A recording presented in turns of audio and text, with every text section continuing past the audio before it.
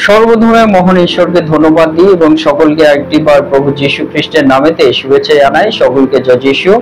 এই মুহূর্তে যতজন ঈশ্বর সন্তানেরা আপনারা যুক্ত হয়েছেন, শুরু থেকে শেষ অবধি ঈশ্বরের বাক্য শোনার জন্য অনুরোধ থাকলো। এবং আজকে যে আলোচনার বিষয় তা হলো ঈশ্বর বিশ্বস্ত। তাই যতজন ঈশ্বর সন্তানেরা আপনারা শুনছেন, ঈশ্বর তার যে দয়া, তার অনুগ্রহ, তার আশীর্বাদ তিনি প্রদান করবেন যখন আমরা ঈশ্বরের বাক্যের সঙ্গে যুক্ত হই, ঈশ্বরের বাক্য আমরা শুনি এবং ঈশ্বরের বাক্য আমরা চয়ন করি, ধ্যান করি, ঈশ্বরের বাক্য সকল নিয়ে আমরা চিন্তা করি। পিতা ঈশ্বর সেই বাক্যের মধ্য দিয়ে তিনি অবশ্যই তার অনুগ্রহ, তার দয়া, তার পরিচালনা আমাদের জীবনে তিনি দান করেন। তাই যতজন এই মুহূর্তে এই বাক্য শোনার মধ্য দিয়ে যতজন সন্তানরা আপনারা যুক্ত হয়েছেন, যেখান থেকে আপনারা ঈশ্বরের বাক্য শুনছেন, আপনাদেরকে অনুরোধ জানাই কমেন্ট করে আপনারা জানান যে কোথা থেকে আপনারা ঈশ্বরের বাক্য শুনছেন। এবং আপনাদের জন্য বিশেষ করে বলতে চাই যে আসুন আমরা এই সময় ঈশ্বর তিনি যে বিশ্বস্ত, সেই বিশ্বস্ত ঈশ্বরের বিষয়ে আমাদের প্রত্যেকের জানার দরকার আছে।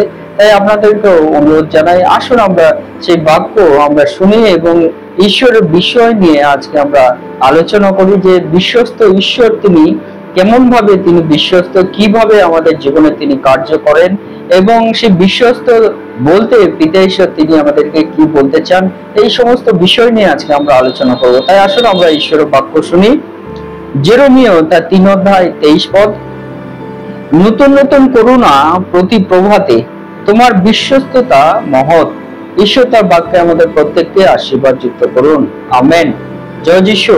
আজকে শুরুতে যে বিষয় আমরা দেখি যে ঈশ্বর তিনি বলেন যে নতুন নতুন করুণা প্রতি প্রভাতে, অর্থাৎ আমরা যখন প্রত্যেকটা দিন প্রভাতে আমরা যখন নতুন ভাবে দিন আমরা শুরু করছি, প্রত্যেকটা দিন সকালে আমরা যখন আমাদের দিন আমরা শুরু করি ঘুম থেকে ওঠার পরে, আর সেই ঘুম থেকে ওঠা এইটাই কিন্তু ঈশ্বরের একটা করুণা।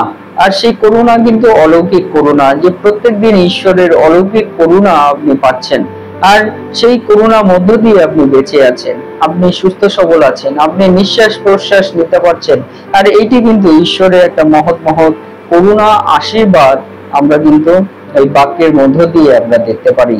তাই ঈশ্বর তিনি বলছেন যে নতুন নতুন করুণা প্রতি প্রভাতে, প্রত্যেক দিন প্রভাতে ঈশ্বরের নতুন করুণার জন্য আমরা কিন্তু বেঁচে আছি। প্রত্যেকদিন প্রভাতে ঈশ্বরের নতুন দয়া এবং অনুগ্রহের জন্য আমরা বেঁচে আছি। তাই সত্যি ঈশ্বরের করুণা প্রত্যেক দিন প্রত্যেকের জীবনে একটা নতুন আশীর্বাদের বিষয়, নতুন করুণার বিষয়, নতুন দয়ার বিষয়, যেটির মধ্য দিয়ে কিন্তু আমরা সকলে বেঁচে আছি, সুস্থ সবল আছি।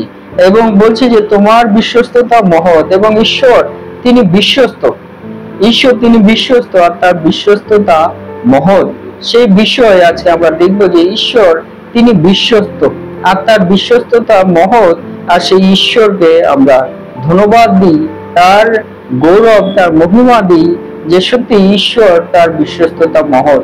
এই বিশ্বস্ততা ছাড়া কিন্তু আমরা একেবারেই আমরা কিন্তু ঈশ্বরের দয়া করুণা আমরা পেতে পারি না। কারণ ঈশ্বর বিশ্বস্ত আছেন বলেই ঈশ্বরের কাছে প্রার্থনা করার মধ্য দিয়ে সেই প্রার্থনার উত্তর আমরা পেয়ে থাকি। ঈশ্বর বিশ্বস্ত আছে বলেই কিন্তু ঈশ্বরের আশীর্বাদ, দয়া, তার পরিচালনা এবং তার আত্মার দ্বারা পরিচালনা আমরা পেয়ে থাকি। আর সত্যি ঈশ্বর তিনি বিশ্বস্ত, তিনি আমাদের ছেড়ে যান না। বিশ্বস্ত বলতে তিনি আমাদের ত্যাগ করতে চান না, তিনি আমাদের ফেলে দিতে চান না, তার হস্ত আমাদের জীবন থেকে তিনি সরিয়ে দিতে চান না, এমন বিশ্বস্ত ঈশ্বর তিনি।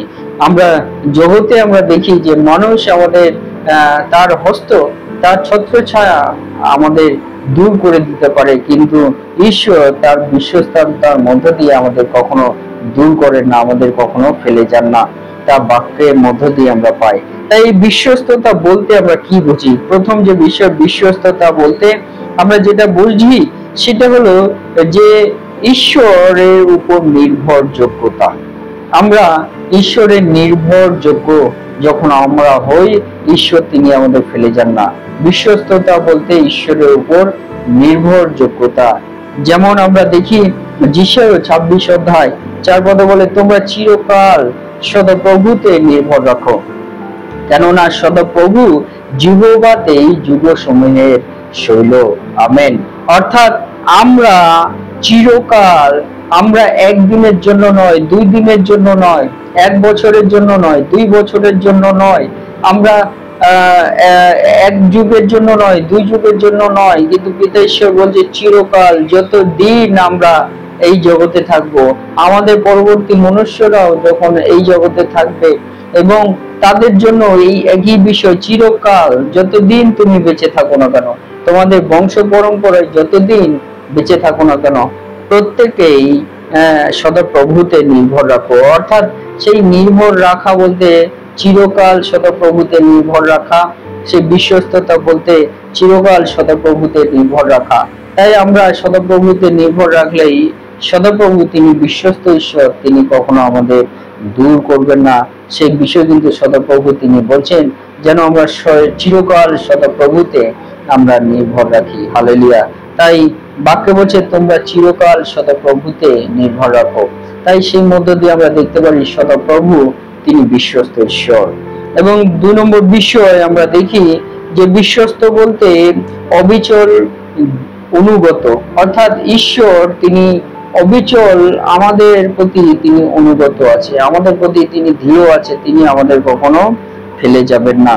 যেমন 2 বিবরণ তার 7 অধ্যায় 9 পদে বলে, অতএব তুমি জ্ঞাত হও তোমার ঈশ্বর সদাপ্রভু ঈশ্বর, তিনি বিশ্বসনীয় ঈশ্বর, যাহারা তাহাকে প্রেম করে ও তাহার আজ্ঞা পালন করে, তাহাদের পক্ষে সহস্র পুরুষ পর্যন্ত নিয়ম ও দয়া রক্ষা করেন। আমেন। হালেলুয়া।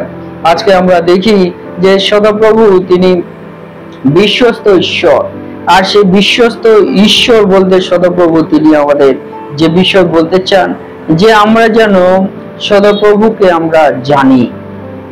ঈশ্বর তিনি বিশ্বস্ত, আর বিশ্বস্ত বলতে ঈশ্বর তিনি অবিচল অনুগত।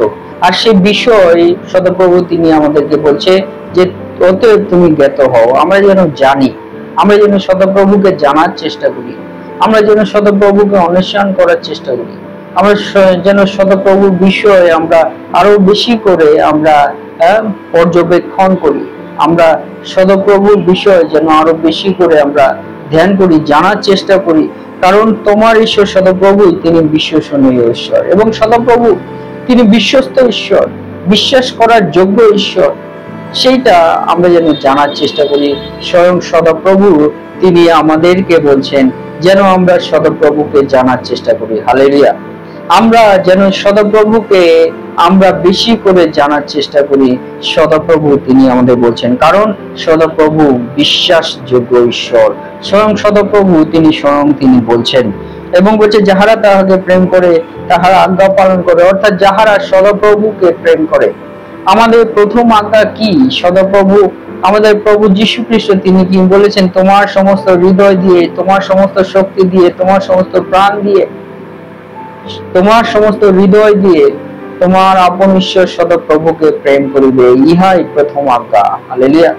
তাই শিষ্য তিনি আমাদেরকে বাক্যের মধ্যে দিয়ে বলছেন যে তাহার আজ্ঞা যেন আমরা পালন করি। আমাদের ঈশ্বরের আজ্ঞা কি? প্রথম আজ্ঞা আমরা যেন ঈশ্বরকে প্রেম করি। তাই বলছে যাহারা তাহাকে প্রেম করে, যাহারা ঈশ্বরকে প্রেম করে ও তাহার আজ্ঞা পালন করে, তাহাদের পক্ষে সহস্র পুরুষ পর্যন্ত নিয়ম ও দয়া রক্ষা করেন। এবং যাহারা ঈশ্বরকে প্রেম করে তাহার আজ্ঞা সকল পালন করে।